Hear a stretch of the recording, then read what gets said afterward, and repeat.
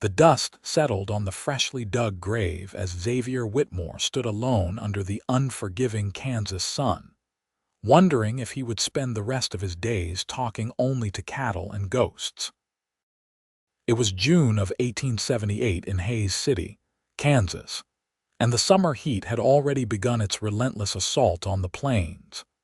Xavier removed his hat and wiped the sweat from his brow, his blue eyes scanning the empty horizon that stretched endlessly in all directions.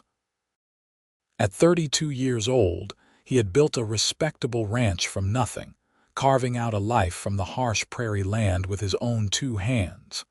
His cattle operation was profitable, his land fertile, and his house sturdy. Yet each night he returned to empty rooms that echoed with loneliness. The funeral he had just attended was for old Henry Morrison, a neighbor who had lived alone for 20 years after his wife passed. Xavier had looked at that coffin and seen his own future, a future of solitary meals and silent evenings, of growing old with no one to share the sunrise or ease the burden of hard days. He mounted his horse and rode slowly back toward town, his mind heavy with thoughts he usually kept buried beneath the endless work of ranch life. Main Street was bustling with the afternoon crowd when he arrived. Cowboys from nearby spreads mingled with townspeople, and the sound of a piano drifted from the saloon. Xavier tied his horse outside the general store, needing supplies before heading back to his ranch. Inside, Martha Henderson, the proprietor's wife, greeted him with her usual cheerful smile. "Afternoon, Xavier. Heard you were at Henry's funeral. Sad business, that." "Yes, madam," Xavier replied, his voice soft and respectful. "He was a good man." He was indeed. Martha began gathering the items from Xavier's list. "Lived too long alone, though." "That's no way for a man to spend his years." She gave him a pointed look that made Xavier shift uncomfortably. "I suppose not," he agreed, not meeting her eyes. Martha leaned over the counter conspiratorially. "You know, there's a widow woman who came to town about a month ago. Grace Winters is her name. Lost her husband back east and came out here to start fresh. She's staying at the boarding house, working as a seamstress. Real pretty woman and proper too. About your age, I'd reckon." Xavier felt his cheeks warm. "I appreciate the thought, Mrs. Henderson, but I'm not sure I'm the marrying type." "Nonsense," Martha said firmly. "Every man's the marrying type if he finds the right woman, and every woman needs a good man, especially out here. You think on it, Xavier Whitmore. Life's too short to spend it alone." Xavier took his supplies and left, but Martha's words followed him like a persistent shadow. He had always told himself he was too busy for courting, that his ranch demanded all his attention. But the truth was deeper and more painful. He was afraid. Afraid of rejection, afraid of opening his heart only to have it broken, afraid he did not know how to be the kind of man a woman would want. As he loaded his supplies onto his horse, his attention was drawn to a woman across the street. She stood outside the boarding house, shaking out a quilt in the afternoon sun. Her hair was the color of honey, pulled back in a simple bun, and even from a distance, Xavier could see the elegant way she moved. She wore a modest dark dress that marked her as a widow, and there was something in her bearing that spoke of both strength and sorrow. Their eyes met for just a moment across the dusty street. Xavier felt his breath catch in his throat. She had green eyes, he noticed, the color of new grass in spring. Then she looked away, returning to her work, and Xavier found himself frozen in place, unable to move. "That's her," came a voice beside him. He turned to see Tom Bradley, a fellow rancher and one of his few friends. "That's the widow Martha's been telling everyone about. Grace Winters. Came from Missouri after her husband died. Cholera, I heard." Xavier watched as Grace folded the quilt with practiced efficiency. "She seems capable," he he said, trying to keep his voice neutral. Tom laughed and clapped him on the shoulder. She's more than capable from what I hear. Smart as a whip and kind too. But there's something sad about her, something that goes deeper than just losing her husband. My wife tried to befriend her, but she keeps to herself mostly. Works hard, minds her own business. Nothing wrong with that, Xavier said, finally tearing his gaze away. No, there's not. But it seems to me you two might have something in common, both keeping to yourselves, both working hard, both alone. Tom gave him a meaningful look. Might be worth introducing yourself, just to be neighborly. Xavier considered it as he rode back to his ranch. The sun was beginning its descent toward the horizon, painting the prairie in shades of gold and amber. His ranch house came into view, a solid two-story structure he had built himself with help from hired hands. It had 4 bedrooms upstairs, a large kitchen, a parlor, and a dining room. He had built it with the idea that someday it would be filled with family. Instead, he used only 1 bedroom and the kitchen, and the rest of the house stood empty and waiting. That night, Xavier sat on his porch with a cup of coffee, watching the stars emerge in the darkening sky. He thought about Grace Winters, about the brief moment their eyes had met. He thought about Henry Morrison dying alone. He thought about his own future stretching out before him, year after year of solitude. Maybe it was time to take a chance. The next morning, Xavier found himself doing something he had not done in years, standing in front of a mirror, trying to make himself presentable. He trimmed his beard, put on his best shirt, and even attempted to tame his dark hair, which had a stubborn tendency to stick up in the back. He felt ridiculous, but he could not shake the determination that had taken hold of him. He rode into Hays City with a pounding heart and sweating palms. The sun was high when he arrived, and the town was busy with midday activity. He tied his horse outside the boarding house and stood there for a long moment, gathering his courage. Just knock on the door and ask to speak with her, he told himself. It's simple. People do it every day, but his feet felt rooted to the ground. What would he even say? He was a rancher, not a poet. He had no pretty words or smooth manners. Can I help you with something? Xavier spun around to find Grace Winters standing behind him, a basket of fabric in her arms. Up close, she was even more striking than he had thought. Her face was heart-shaped with high cheekbones, and her green eyes regarded him with polite curiosity and a hint of wariness. Yes, madam, Xavier stammered, removing his hat. I'm Xavier Whitmore. I have a ranch about 6 miles west of town. Grace Winters, she said, though her tone suggested she assumed he already knew that. Is there something you need mended? No, madam. Well, probably, but that's not why I'm here. Xavier felt his courage wavering under her steady gaze. I wanted to introduce myself properly. Welcome you to Hays City. Grace's expression softened slightly. That's kind of you, Mr. Whitmore. I've been here about a month now, but I appreciate the sentiment. An awkward silence fell between them.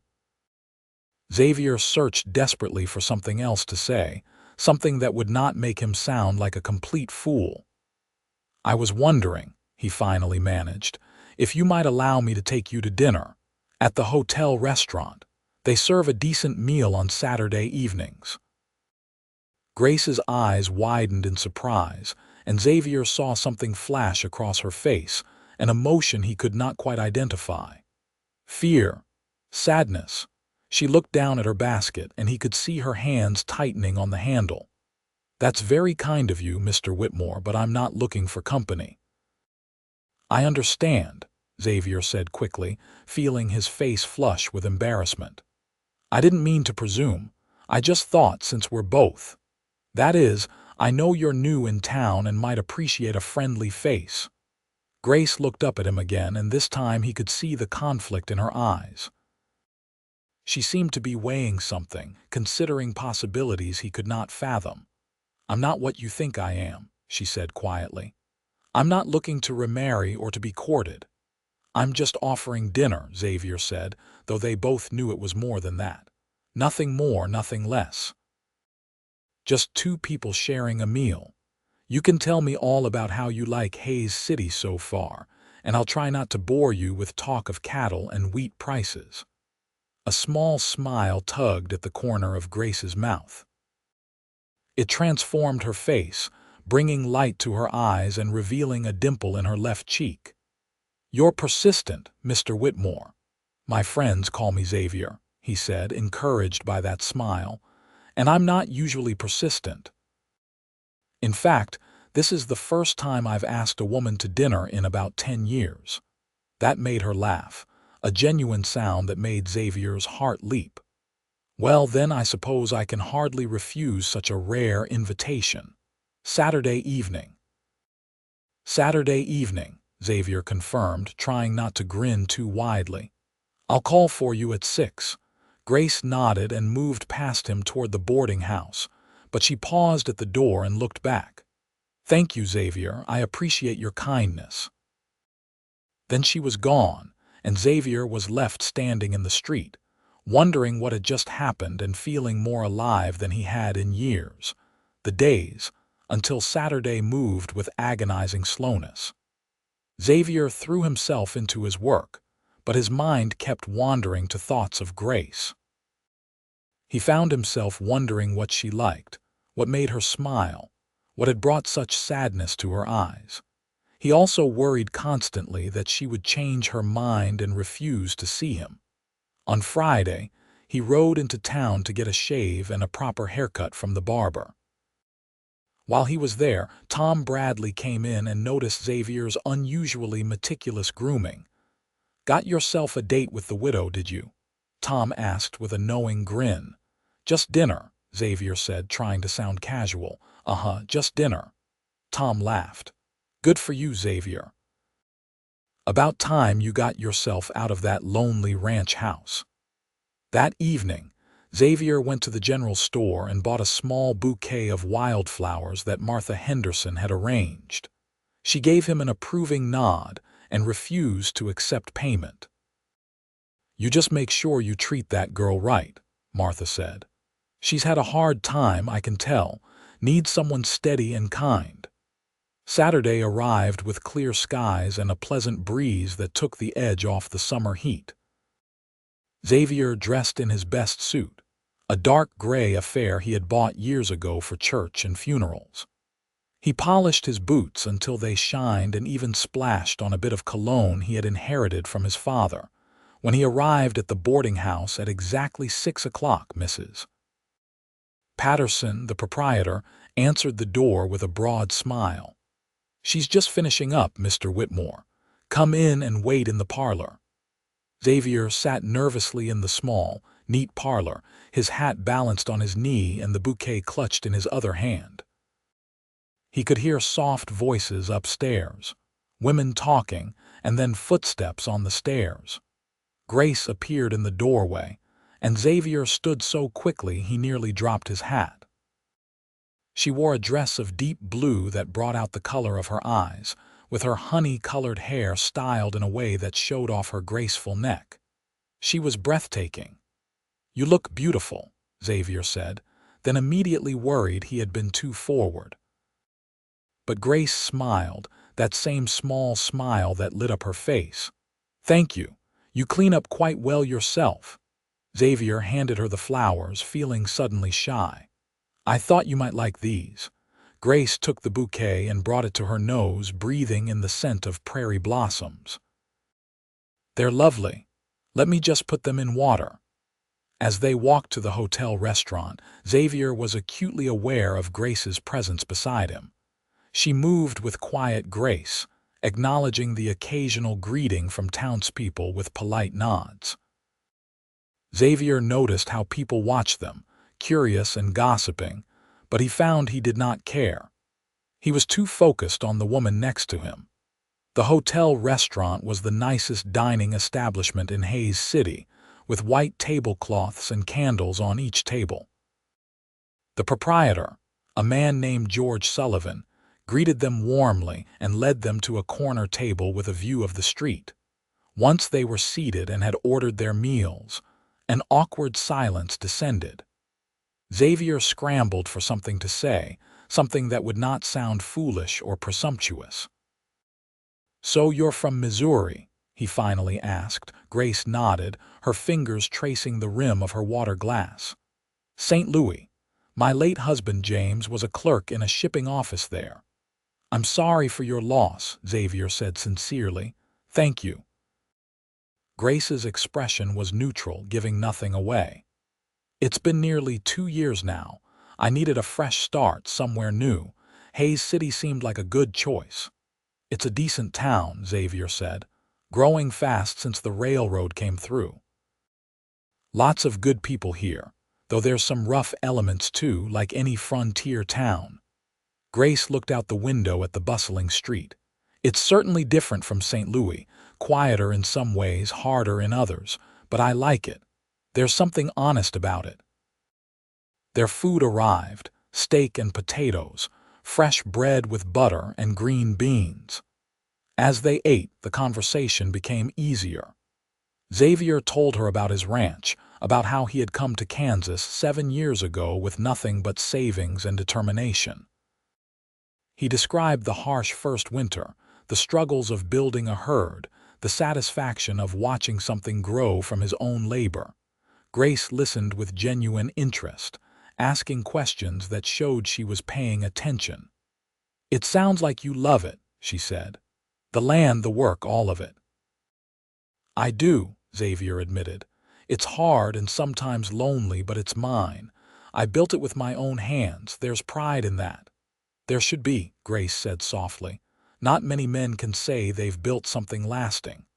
"What about you?" Xavier asked. "Do you enjoy seamstress work?" Grace shrugged slightly. "It's honest work and I'm good at it. In St. Louis I did it to help with household expenses. Now it supports me entirely. I suppose I never thought much about whether I enjoyed it. It's simply what I do."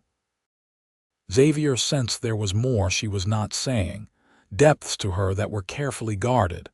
But he did not push. Instead, he asked about her impressions of Hays City, about the people she had met, about what she missed from her old life. As the evening wore on, Xavier found himself increasingly enchanted.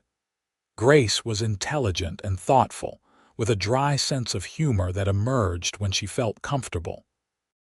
She made him laugh with observations about small-town life, and she listened to his stories with an attention that made him feel heard in a way he never had before. When the meal was finished and Xavier had paid the bill, they walked slowly back toward the boarding house.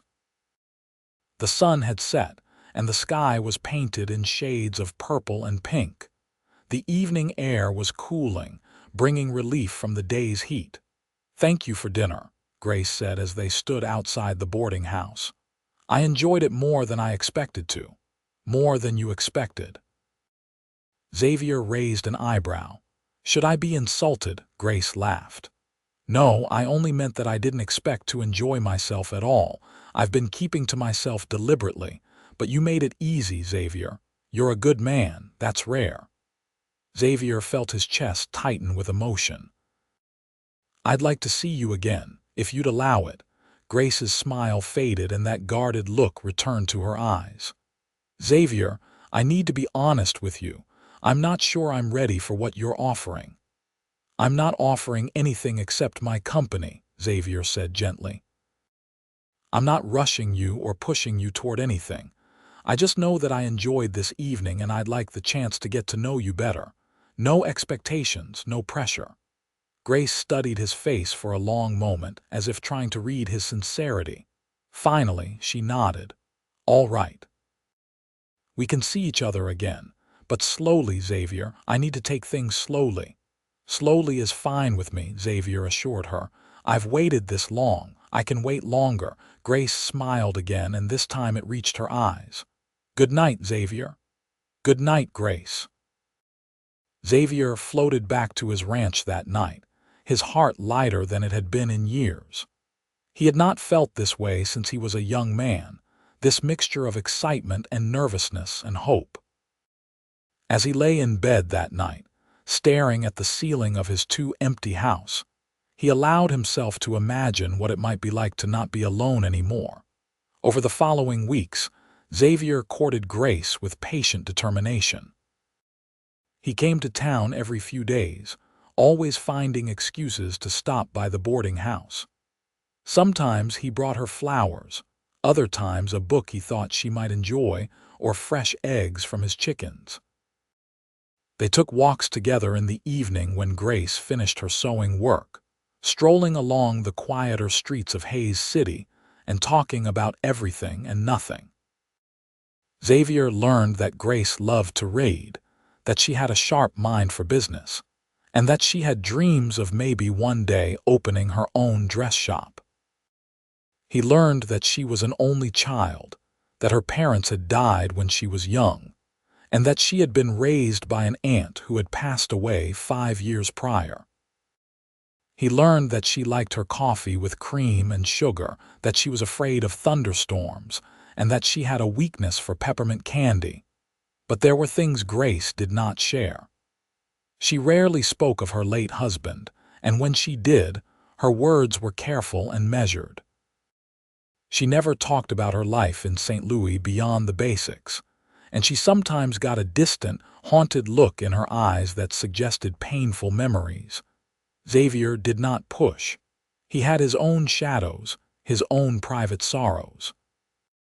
His mother had died giving birth to him, and his father had raised him alone until dying of a heart attack when Xavier was 20. He understood that some things were too painful to speak of easily. As summer deepened into July, Xavier found himself falling in love. It was not the wild, passionate love of youth, but something deeper and more solid. He loved the way Grace laughed at his terrible jokes. He loved how she remembered small details he had mentioned in passing. He loved her strength and her vulnerability, her intelligence and her kindness. One evening in late July, as they sat together on a bench outside the general store watching the sunset, Xavier gathered his courage. "Grace, I need to tell you something." She turned to him, her green eyes curious and slightly apprehensive. "What is it?" "I'm falling in love with you," Xavier said simply. "I know we said we'd take things slow, and I'm not asking you to say it back. I just needed you to know. You've brought light into my life in a way I didn't think was possible anymore." Grace's eyes filled with tears, and for a moment Xavier feared he had said the wrong thing. But then she reached out and took his hand, lacing her fingers through his. "Xavier, you're the best man I've ever known," she said softly. "You're kind and patient and good. But there are things about me you don't know, things that might change how you feel." "Nothing could change how I feel," Xavier said firmly. Grace shook her head. "Don't say that. You don't know what you're promising." Xavier squeezed her hand. "Then tell me. Whatever it is, we'll face it together." But Grace pulled her hand away, standing up and wrapping her arms around herself. "I can't, not yet. I'm sorry, Xavier, but I can't." She hurried away, leaving Xavier sitting alone on the bench, confused and concerned. He wanted to follow her, to demand she tell him what was causing her such distress, but he forced himself to stay put. She had asked for patience, and he would give it to her. The next few days were difficult. Grace avoided him, claiming she was busy with work whenever he came to call. Xavier threw himself into ranch work, branding cattle and mending fences, trying to exhaust himself enough that he would not lie awake at night worrying. Then, on a Thursday afternoon, Grace appeared at his ranch. Xavier was in the barn repairing a saddle when he heard a horse approach. He stepped outside to find Grace dismounting from a rented horse, looking determined and frightened in equal measure. "Grace, what's wrong?" She walked up to him, her jaw set. "I need to talk to you, really talk to you, about my past, about who I am. You deserve to know the truth before this goes any further." Xavier led her to the house, his heart pounding. They sat in the parlor and Xavier waited for Grace to begin. She twisted her hands in her lap, clearly struggling with where to start. "My husband, James," she finally said. "His death wasn't from cholera, I lied about that." Xavier felt a chill run down his spine, but he kept his expression neutral. "Tell me what really happened." Grace took a deep breath. "James was not a good man, Xavier. He was charming when we courted, attentive and sweet. But after we married, he changed. Or maybe he just stopped pretending. He drank heavily. He gambled away money we needed for food and rent, and he—" She paused, her voice breaking. "He hurt me, often." Xavier felt rage building in his chest, but he kept his voice gentle. "Grace, I'm so sorry." She continued, the words coming faster now, as if a dam had broken. "I tried to leave him several times, but he always found me. He'd promised to change, and I'd believe him, and then the cycle would start again. This went on for 8 years. 8 years of fear and pain and feeling trapped." "How did he die?" Xavier asked quietly. Grace met his eyes, and he saw tears streaming down her face. "I killed him." The words hung in the air between them. Xavier felt his world tilt, but he forced himself to stay calm, to listen. "He came home drunk one night, angrier than I'd ever seen him," Grace said, her voice shaking. "He'd lost badly at cards and needed someone to blame. He started hitting me worse than before. I thought he was going to kill me. There was a fire poker by the hearth. I grabbed it and I swung. I didn't mean to kill him. I just wanted him to stop, but I hit him in the head and he fell and he didn't get up." She buried her face in her hands, sobbing.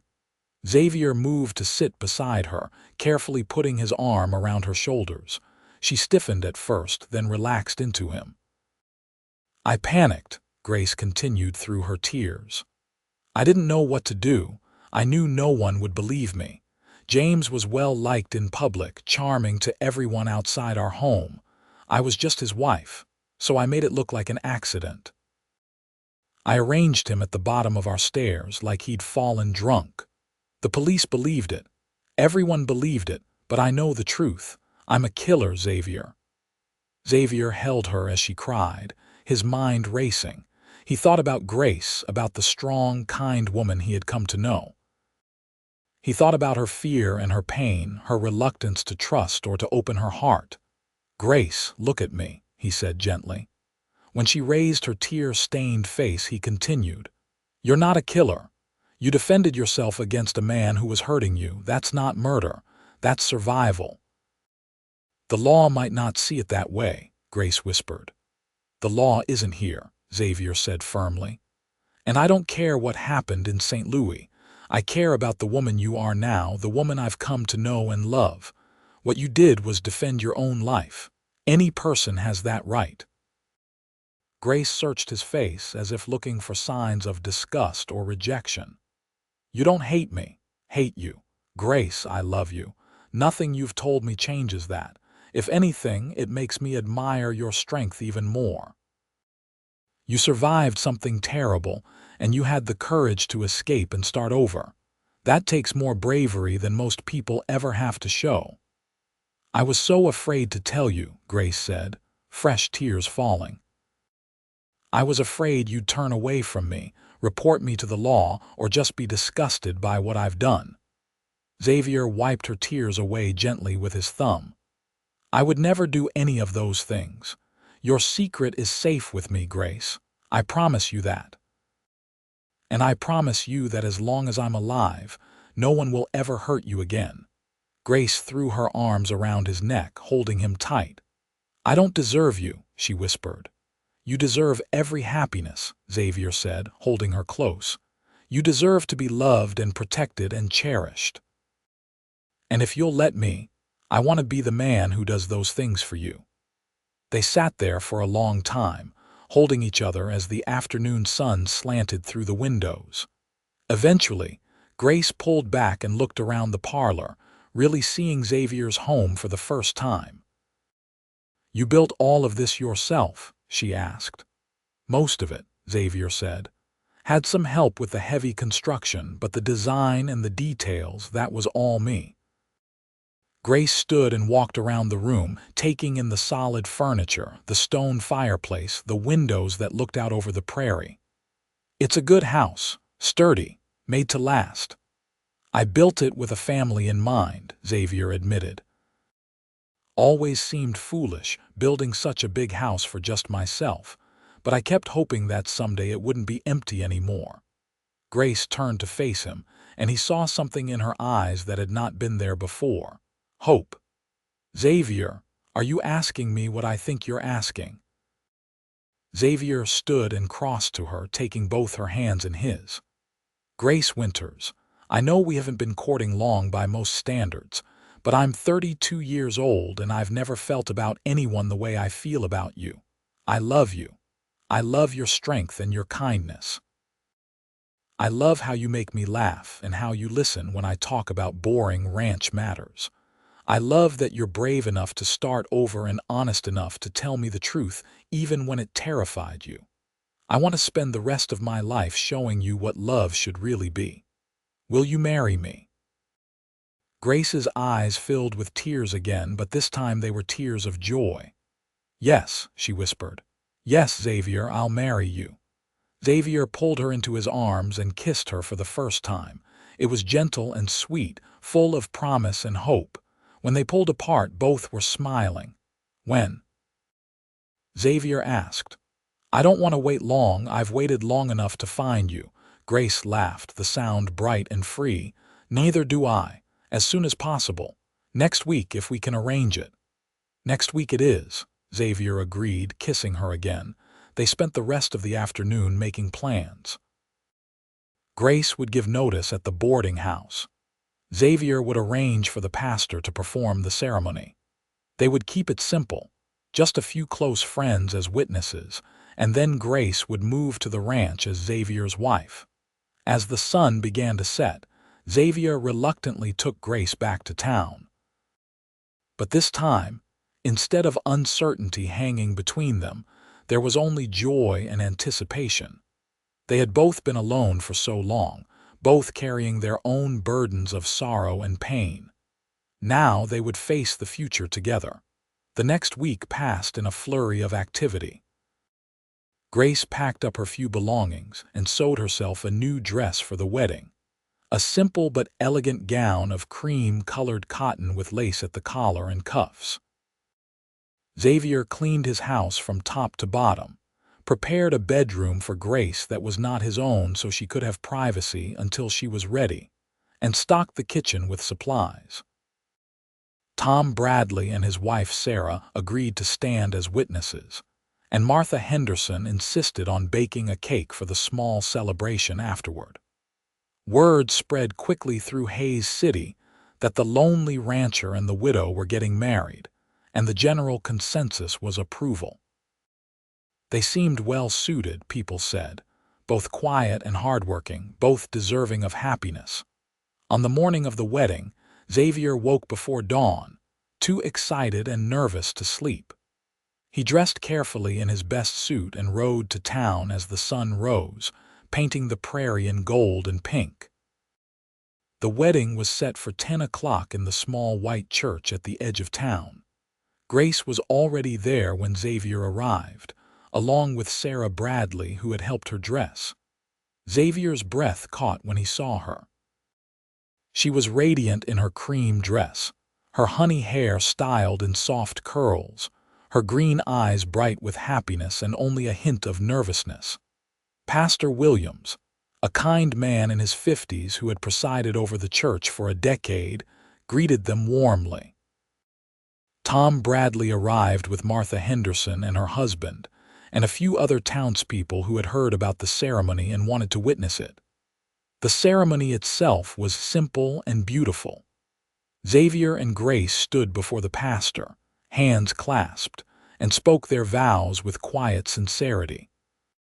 When Pastor Williams pronounced them husband and wife, Xavier kissed his bride gently, aware of the people watching but caring only about the woman in his arms. Afterward, they gathered at the hotel restaurant for cake and coffee. It was a cheerful celebration, with well wishes and laughter. But Xavier could sense Grace's underlying tension. She smiled and thanked people for their kind words, but her grip on his hand was tight, as if she was afraid to let go. Finally, in the early afternoon, they made their excuses and left for the ranch. Xavier had borrowed a small buggy for the occasion, wanting Grace to ride in comfort rather than on horseback. As they drove across the prairie toward their ranch, he reached over and took her hand. "Nervous?" he asked gently. Grace nodded. "A little. This is all happening so fast. Part of me keeps waiting to wake up and find it was all a dream." "It's real," Xavier assured her. "You're my wife now, Grace. This is your home, your life. No one can take that from you." "What if they find out?" Grace asked quietly. "What if someone from St. Louis comes looking, asking questions?" Xavier had thought about this over the past week. "Then we'll deal with it. But Grace, you need to understand something. Even if the truth came out, even if there was a trial, you'd have the whole town behind you. You'd have me behind you. Any jury that heard the truth, heard what that man did to you, they'd understand." "You can't know that," Grace said. "Maybe not," Xavier admitted. "But I believe it. And either way, I'm not going to let anyone hurt you or take you away from me. We're in this together now." Grace squeezed his hand and leaned her head on his shoulder. They rode the rest of the way in comfortable silence, each lost in their own thoughts.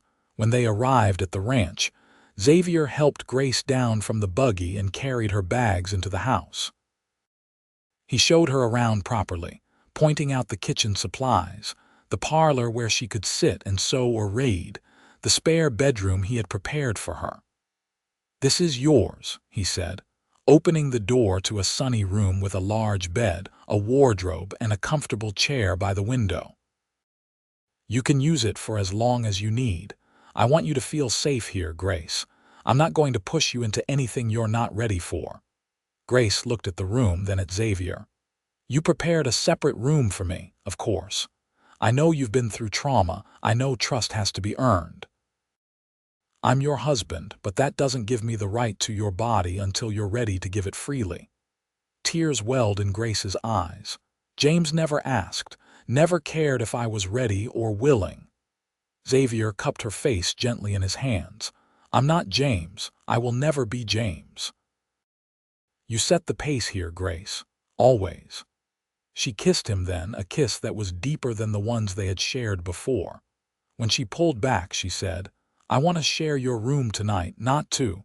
I'm not ready for everything, but I want to sleep beside you. I want to wake up next to my husband." "Is that all right?" "That's more than all right," Xavier said, his voice thick with emotion. "Whatever you want, whenever you want it."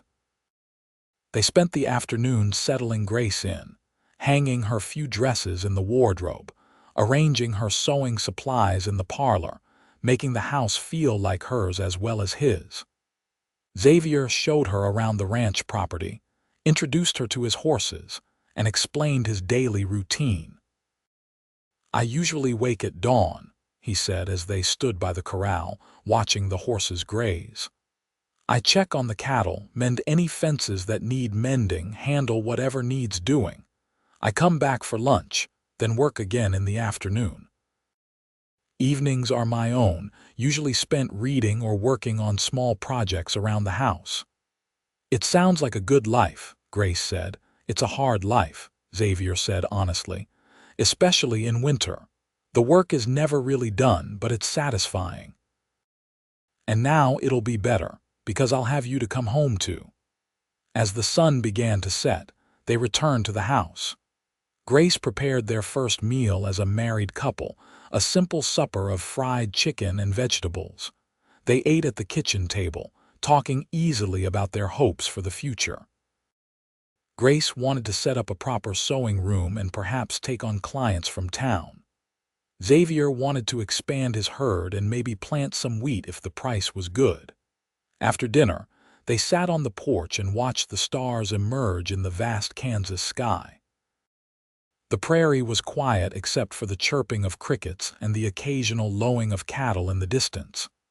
"It's so peaceful here," Grace said. "In St. Louis, there was always noise, wagons and people and factories. I never realized how much I craved quiet until now." "It can feel too quiet sometimes," Xavier admitted. "That's why I'm glad you're here. The silence is better when it's shared." As the night deepened, they went inside and prepared for bed. Xavier gave Grace privacy to change into her nightgown, and he changed in the barn before returning to the house. When he entered the bedroom, Grace was already in bed, the blankets pulled up to her chin, her eyes wide and uncertain. Xavier climbed in beside her, careful to leave space between them. "Is this all right?" he asked. Grace nodded. Then, hesitantly, she moved closer, resting her head on his chest. Xavier wrapped his arms around her, holding her gently. "Thank you," Grace whispered into the darkness. "For what? For being patient, for being kind, for being you." Xavier kissed the top of her head. "You never have to thank me for that. It's who I want to be, especially for you." They lay there together, and gradually Xavier felt Grace relax in his arms. Her breathing deepened and steadied as she fell asleep. Xavier lay awake a while longer, marveling at the turn his life had taken. Just a few months ago he had been alone, resigned to a solitary existence. Now he had a wife, a partner, someone to share his life with. He thought about what Grace had told him, about the violence she had endured and the desperate act that had freed her. He felt no judgment, only anger at the man who had hurt her and profound sadness for what she had suffered. He made a silent vow to spend the rest of his life showing her what love should be. Gentle, respectful, supportive. Xavier finally drifted off to sleep, holding his wife close, feeling more content than he had ever thought possible. The next few weeks were an adjustment for both of them. Grace was not accustomed to the rhythms of ranch life, and Xavier was not used to having someone else in his space. But they navigated the changes with patience and humor. Grace proved to be capable and hardworking. She took over the kitchen and garden, preparing delicious meals and tending to the vegetables with care. She also began taking on sewing clients from town, and soon her reputation for fine work spread. Women from Hays City and the surrounding ranches brought her fabric and designs, and Grace worked diligently to fulfill their orders. Xavier found himself rushing through his work to get back to the house earlier, eager to spend time with his wife. They fell into comfortable routines. Breakfast together before Xavier headed out for the day's work, lunch when he returned to the house, dinner followed by time on the porch or in the parlor. Grace slowly became more comfortable with physical affection. She would kiss Xavier goodbye in the morning and hello when he returned. She would take his hand as they walked, lean against him as they sat together. At night, they would lie in each other's arms, talking about their days or simply enjoying the closeness. One evening in late August, as they sat on the porch watching the sunset, Grace turned to Xavier with a serious expression. "I'm ready," she said simply. Xavier looked at her questioningly. "Ready for what?" Grace blushed slightly. "To be your wife fully in every way." Xavier felt his heart rate increase. "Grace, you don't have to. I meant what I said about not pushing you." "I know you did. That's one of the reasons I love you." Grace took his hand. "I'm not doing this because I feel obligated. I'm doing this because I want to, because I trust you. Because I love you and I want to be as close to you as I can be." Xavier stood and offered her his hand. She took it, and he led her inside, up the stairs to their bedroom. What followed was tender and careful, with Xavier constantly checking to make sure Grace was comfortable, that she wanted to continue. It was not passionate in the wild sense, but it was intimate and loving, and afterward, as they lay tangled together in the sheets, Grace cried tears of relief and joy. "I never knew it could be like that," she whispered. Gentle. Beautiful. I thought it was always supposed to hurt, to be something I had to endure. Xavier held her close, his own eyes damp. It should never hurt. It should always be something we share together, something that brings us closer. From that night on, their marriage deepened. The last walls between them came down, and they became true partners in every sense. Grace blossomed under Xavier's patient love, becoming more confident and open. The haunted look that had sometimes appeared in her eyes grew less frequent, replaced by genuine happiness. Summer turned to autumn, and the prairie transformed into shades of gold and brown. Xavier brought in his harvest and prepared the ranch for winter.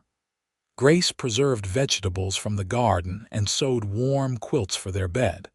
They were building a life together, piece by piece. One October afternoon, as Xavier was mending a fence, he saw a rider approaching from town. As the figure got closer, he recognized Tom Bradley, riding faster than usual. Xavier felt a spike of concern and walked out to meet him. Xavier, Tom called as he pulled up his horse. Thought you should know. There's a marshal in town, come from Missouri, asking questions about a woman named Grace Winters. Xavier felt his blood run cold. What kind of questions? About her husband's death. Said there are some inconsistencies in the story, and her family members are raising concerns. He's showing around a photograph, asking if anyone's seen her. Xavier's mind raced. Has anyone told him she's here? Tom shook his head. Not yet, but Xavier, you know how this town is. Someone will talk eventually. You need to prepare. Thank you for the warning, Xavier said. I appreciate you riding out here. After Tom left, Xavier stood for a long moment, trying to decide what to do. He could pack up Grace and run, try to get her somewhere the law would not find her. But where? And for how long? They would be running forever, always looking over their shoulders, or he could face this head-on, trust in the truth and in the law. Xavier made his decision and went to find Grace. She was in the parlor, working on a dress commission. She looked up with a smile when he entered, but it faded when she saw his expression. What's wrong? Xavier knelt beside her chair and took her hands.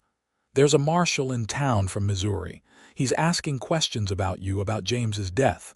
All color drained from Grace's face. No. No, this can't be happening. Listen to me, Xavier said firmly. We're going to handle this together. We're not going to run and we're not going to hide. We're going to tell the truth. Xavier, they'll arrest me. They'll hang me.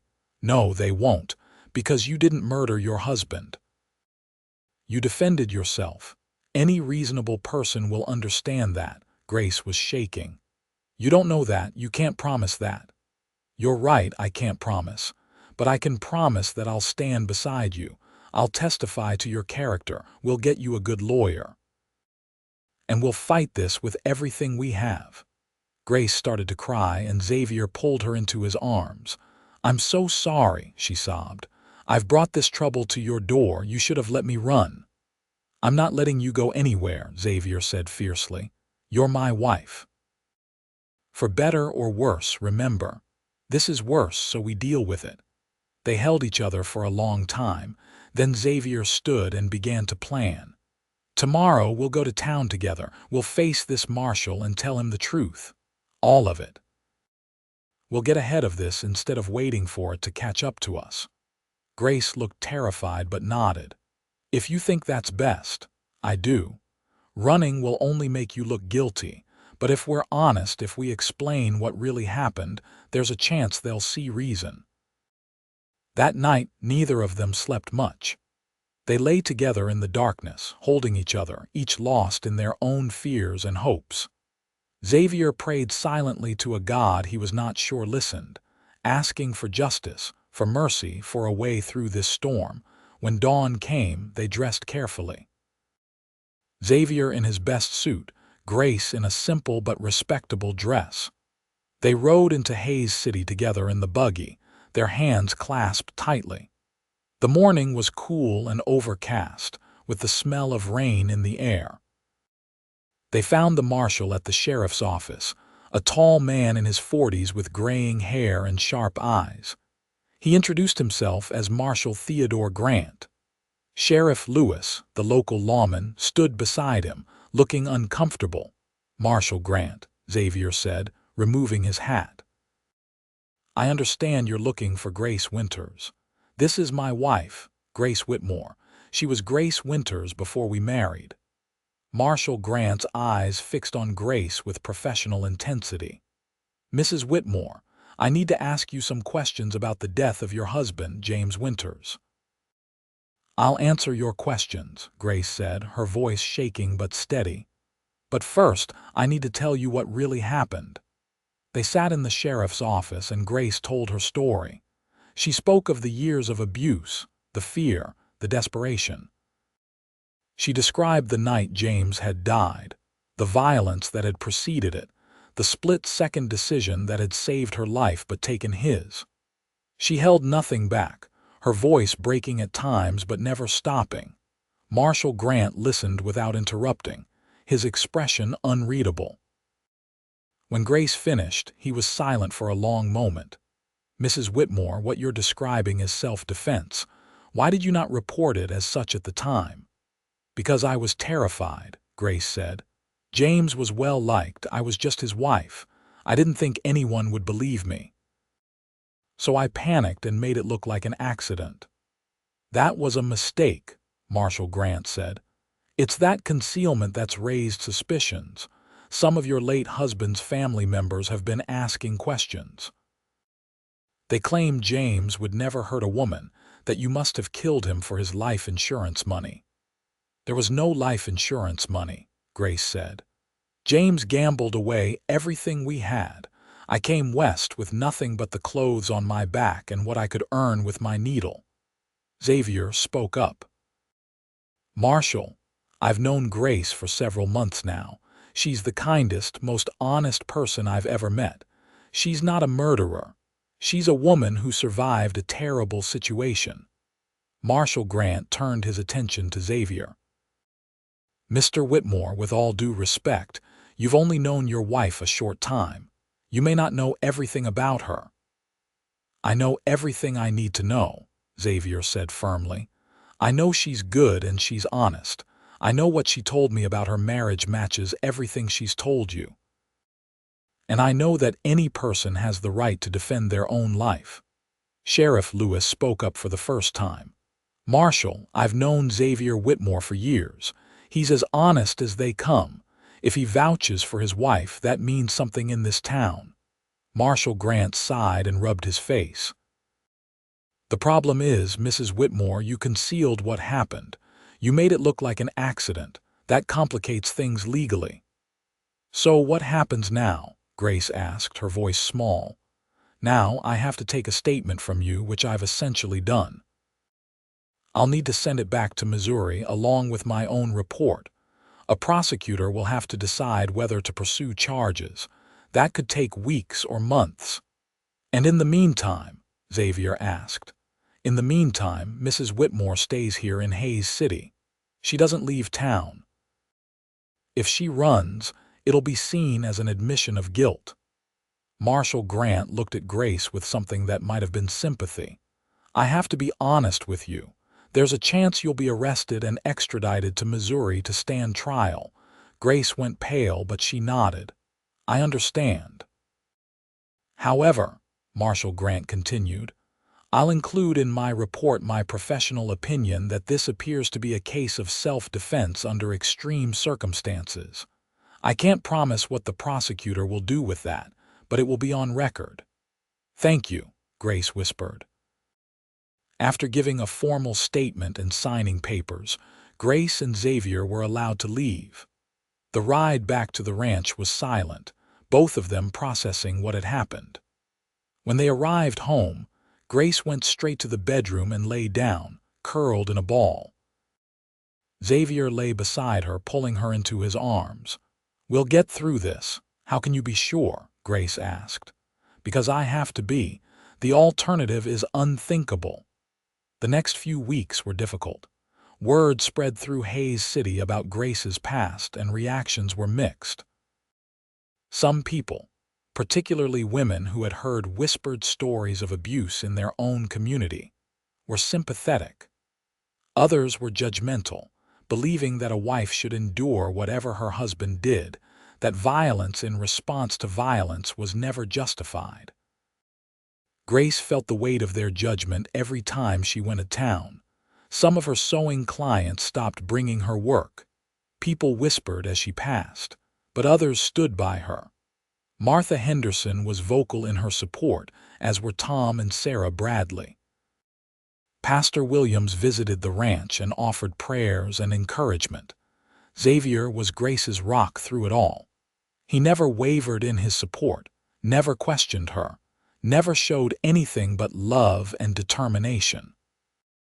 He hired a lawyer from Kansas City, a man named Arthur Morrison who specialized in criminal defense.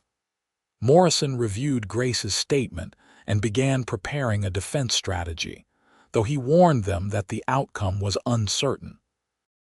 The fact that she concealed what happened will work against her, Morrison explained when he visited the ranch.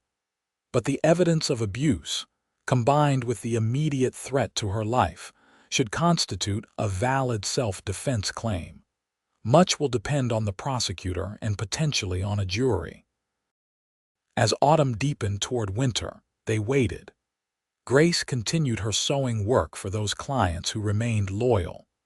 Xavier worked the ranch and stood by his wife, both of them trying to maintain some semblance of normal life while living under the shadow of possible prosecution.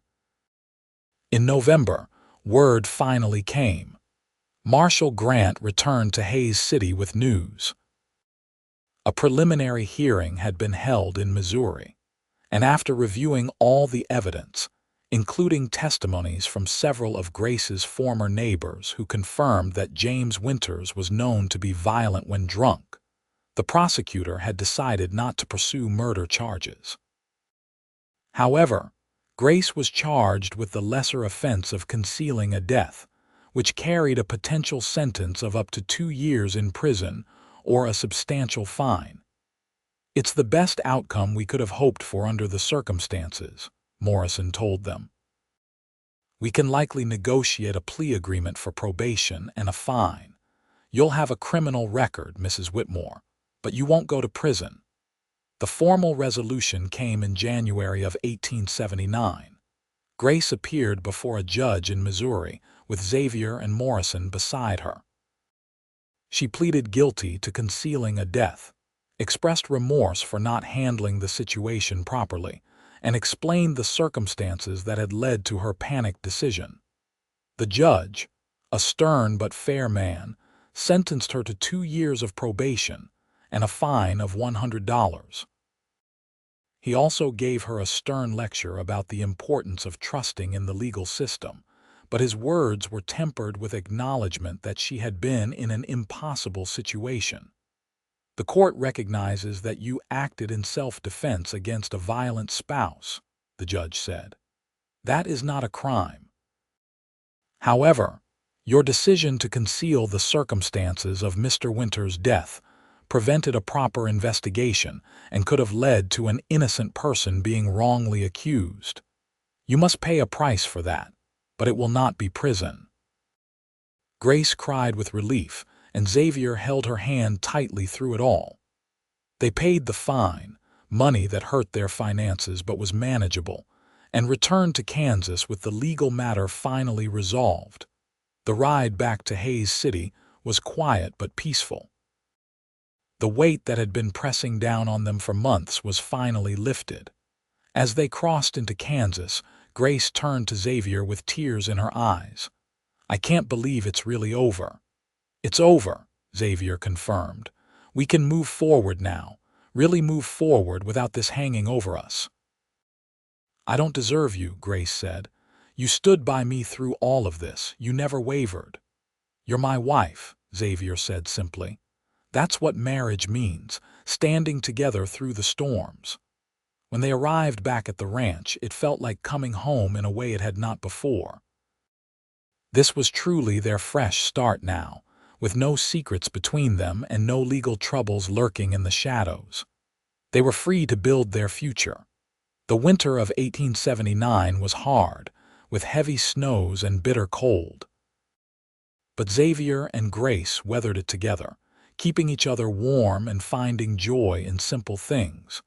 They played cards by the fire in the evenings. Grace taught Xavier to dance in the parlor, laughing as he stumbled over the steps. Xavier read to Grace from his small collection of books, their favorite being stories of adventure and romance. In the spring, Grace realized she was pregnant. She told Xavier one morning at breakfast, her face glowing with happiness and nervousness. Xavier whooped with joy and swept her into his arms, spinning her around until she laughed and begged him to stop. "We're going to have a baby," he said in wonder. "A real family." "Are you happy?" Grace asked, though his reaction made the answer obvious. "Happy doesn't even begin to cover it," Xavier said, kissing her soundly. "You've given me everything I ever wanted. A wife, a partner, and now a child. I'm the luckiest man alive." The pregnancy progressed smoothly and Grace bloomed. Her skin glowed, her eyes sparkled, and despite the discomforts of carrying a child, she seemed happier than Xavier had ever seen her. She sewed tiny clothes and blankets, preparing for the baby's arrival with eager anticipation. The community of Hayes City rallied around them. The judgment and whispers from the previous year were largely forgotten, replaced by excitement for the new baby. Sarah Bradley organized a gathering of women to provide Grace with gifts and advice. Even those who had been critical before softened, choosing to focus on the future rather than the past. In November of 1879, on a cold but clear day, Grace went into labor. Sarah Bradley and a midwife from town attended her, while Xavier paced anxiously downstairs, jumping at every sound. After several hours, the sound of a baby's cry filled the house. Xavier bounded up the stairs and burst into the room to find Grace exhausted but radiant, holding a tiny bundle wrapped in blankets. "It's a boy," the midwife announced with a smile. Xavier approached the bed carefully, his eyes fixed on the small face peeking out from the blankets. "A son," he whispered in awe. "Would you like to hold him?" Grace asked.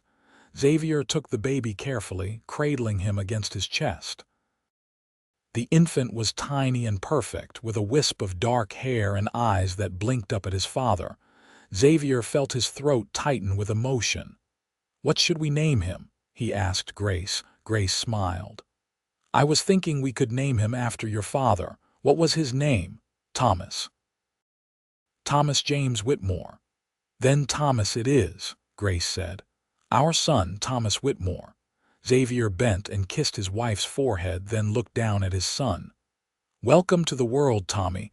You're the luckiest boy alive because you have the best mother anyone could ask for." The first year of Tommy's life was busy and exhausting but filled with joy. Xavier discovered that fatherhood suited him, and he took to it with the same dedication he brought to everything else.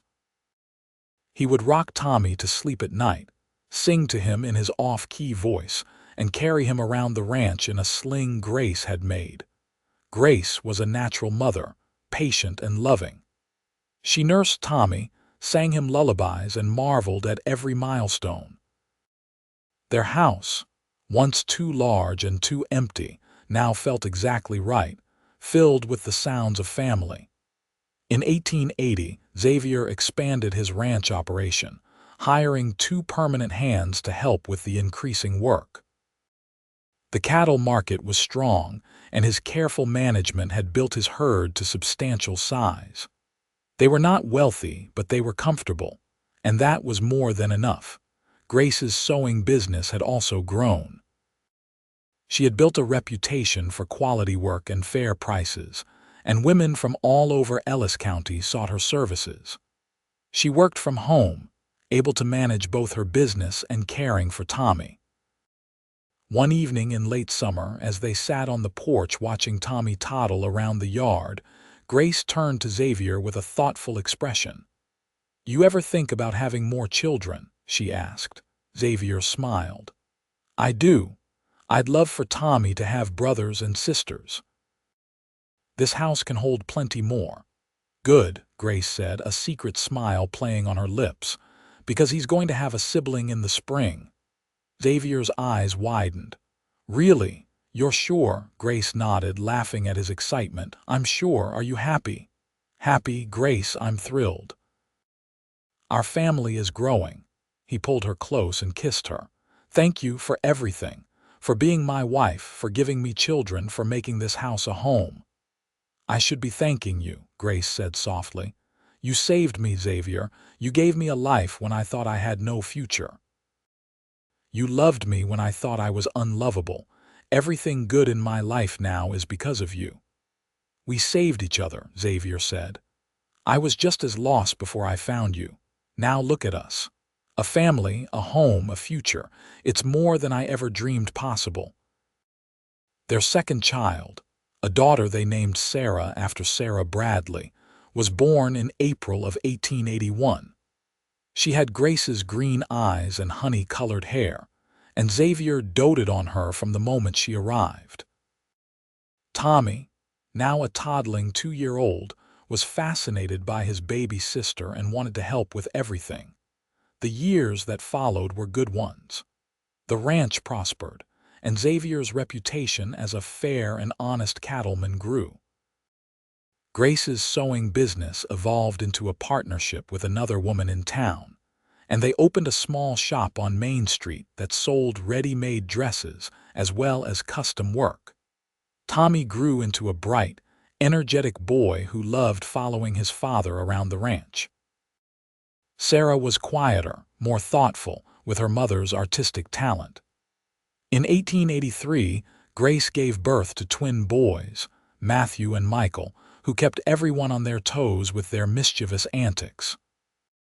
Xavier would sometimes stand at the window of their bedroom, looking out at the ranch he had built and the family he had helped create, and feel overwhelmed with gratitude. He thought about that day at Henry Morrison's funeral, when he had feared dying alone.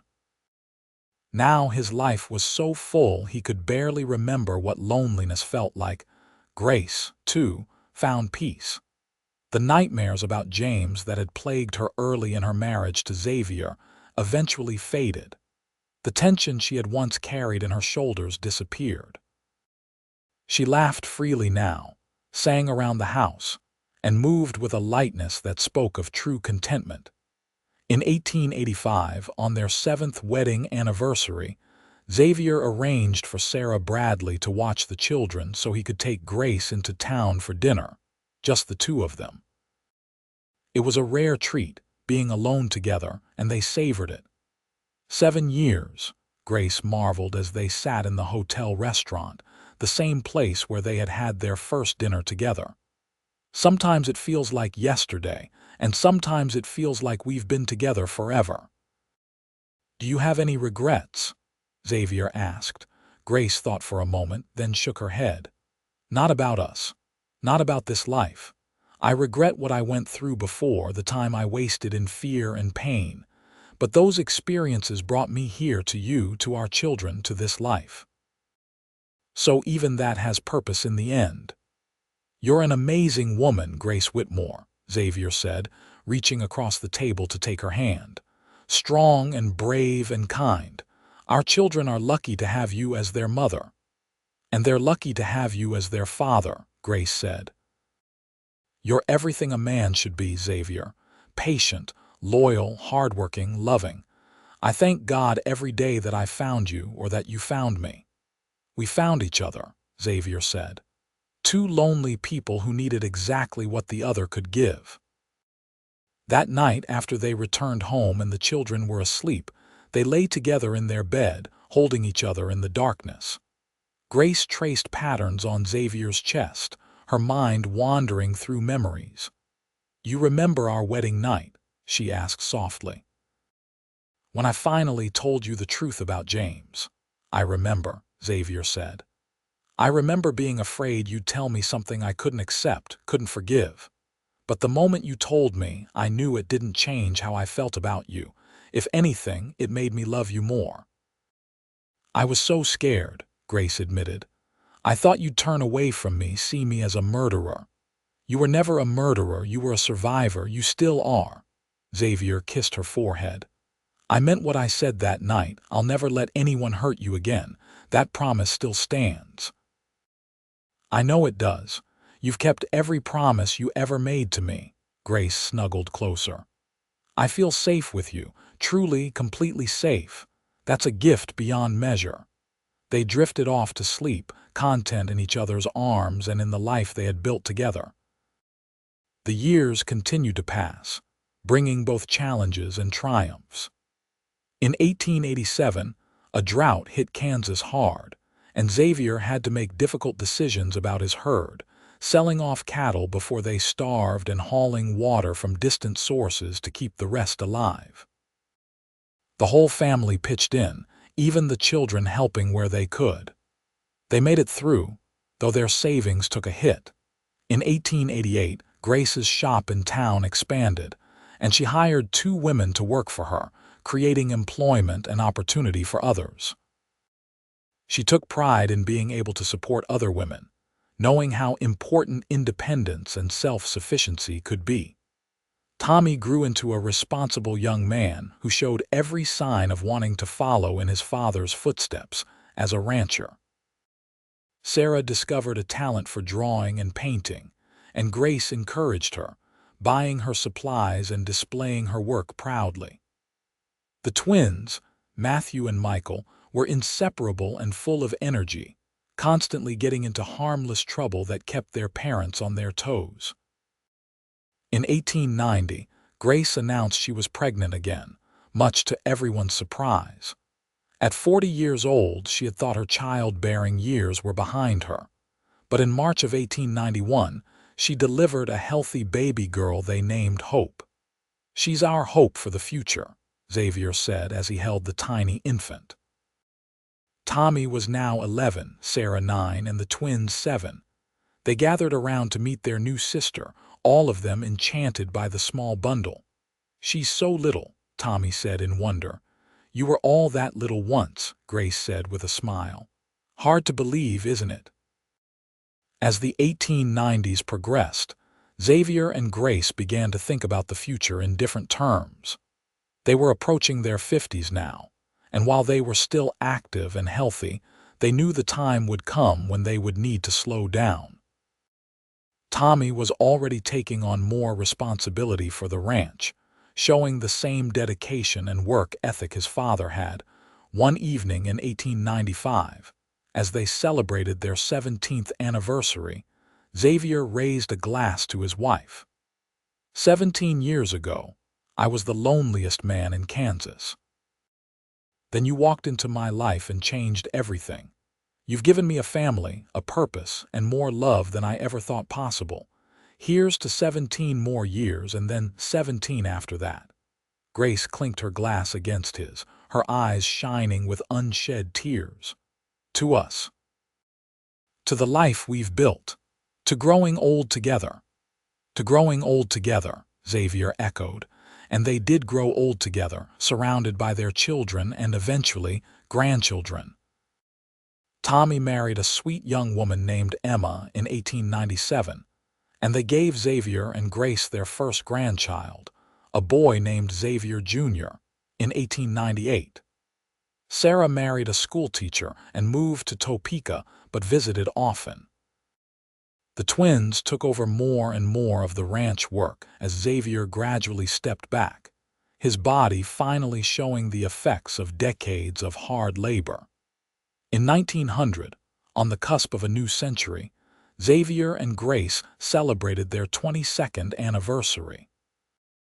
Their children threw them a party at the ranch, inviting friends from all over Ellis County. It was a joyous occasion, with music and dancing and an abundance of food. As the sun set and their guests mingled in the yard, Xavier and Grace slipped away to their favorite spot on the porch.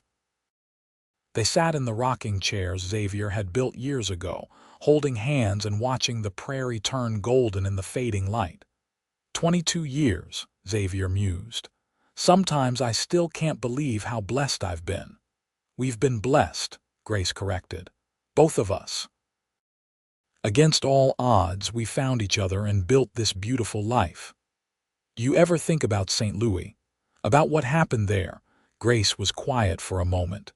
Sometimes, but it feels like another lifetime, like it happened to a different person. That frightened, desperate woman I was back then, she's gone. You helped me become someone new, someone stronger and happier. You were always strong, Xavier said. I just gave you a safe place to show it. Grace squeezed his hand. That's exactly right. You gave me safety. And in that safety I found myself again. They sat in comfortable silence, listening to the sounds of their family celebrating in the yard. Children laughing, adults talking, the clink of glasses and the strum of a guitar. This was their legacy, this family, this love. No regrets. Xavier asked, echoing the question he had asked years before. Not a single one, Grace said firmly. You? Only that I didn't find you sooner, Xavier said. But maybe we met exactly when we were supposed to. Maybe we needed to go through what we did to appreciate what we found. Maybe, Grace agreed. All I know is that I'm grateful for every day I've had with you. Every sunrise we've watched together, every challenge we've faced, every moment of joy. It's all been worth it. Xavier lifted her hand to his lips and kissed it gently. I love you, Grace Whitmore. Today, tomorrow, and always. I love you too, Xavier, with all my heart. As darkness fell and stars began to emerge in the vast Kansas sky, they remained on the porch, two people who had found each other in loneliness and built a life of love. The lonely rancher and the widow with a dark secret had become simply Xavier and Grace, husband and wife, partners in every sense, bound together by trust and devotion, and a love that had weathered every storm. Their story was not one of perfect happiness or freedom from struggle. Life on the Kansas prairie was hard, and they had faced their share of difficulties. But through it all, they had faced everything together, and that had made all the difference. In the years that followed, they continued to watch their family grow. Tommy and Emma had 3 more children. Sarah and her husband had 2. The twins each married and started families of their own. Little Hope grew into a beautiful young woman who inherited her mother's talent for sewing and her father's head for business. Xavier and Grace grew older with grace and dignity, their love deepening with each passing year. They were fixtures in Hays City, respected members of the community known for their kindness and generosity. The whispers about Grace's past had long since faded into obscurity, replaced by admiration for the life she had built and the family she had raised. In 1905, at the age of 58, Xavier finally fully retired from active ranch work, turning the operation over to Tommy and the twins. He and Grace spent their days in leisure they had earned, tending their garden, reading and spending time with grandchildren who adored them. On warm evenings, they would still sit on the porch, holding hands and watching the sunset, just as they had done for decades. Sometimes they talked, reminiscing about the past or discussing the present. Other times they simply sat in comfortable silence, needing no words to express what they felt. Their love story, which had begun with loneliness and fear, had transformed into something beautiful and enduring. They had proven that it was never too late to find love, never too late to start over, never too late to build something lasting and good.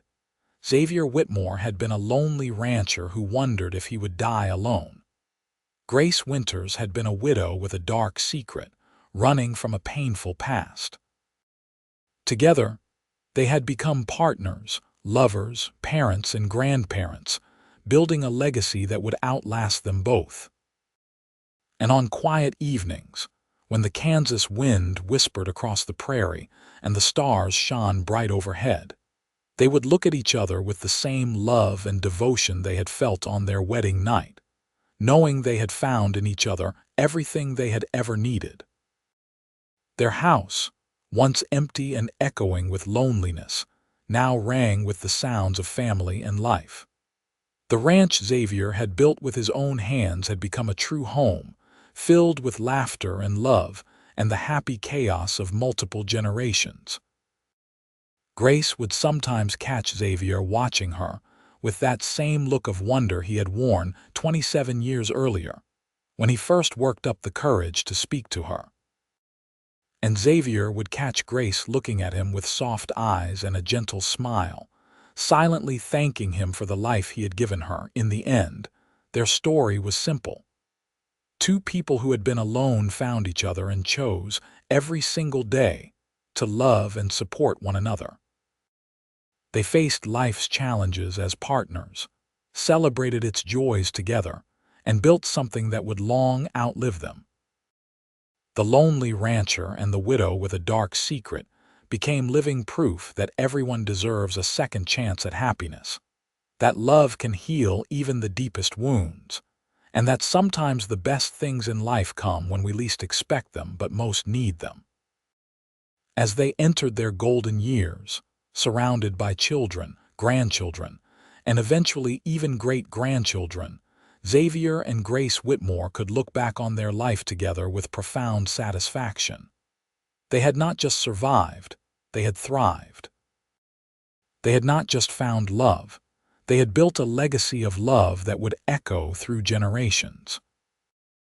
And every night, as they lay together in the bed they had shared for decades, they would exchange the same 3 words they had said to each other countless times before, words that never lost their power or meaning. I love you.